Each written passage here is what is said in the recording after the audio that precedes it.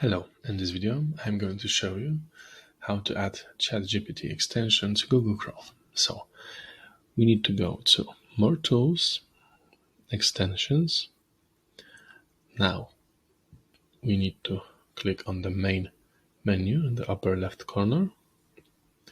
Now go down and open Chrome Web Store.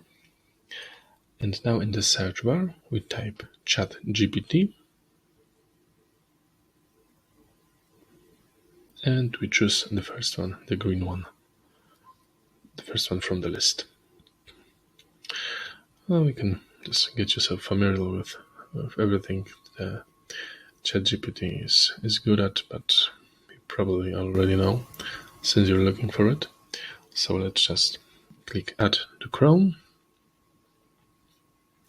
Now add extension.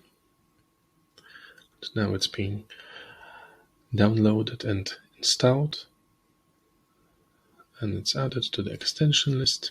You can just click there right away and enjoy using it. So there's some more info about how it works.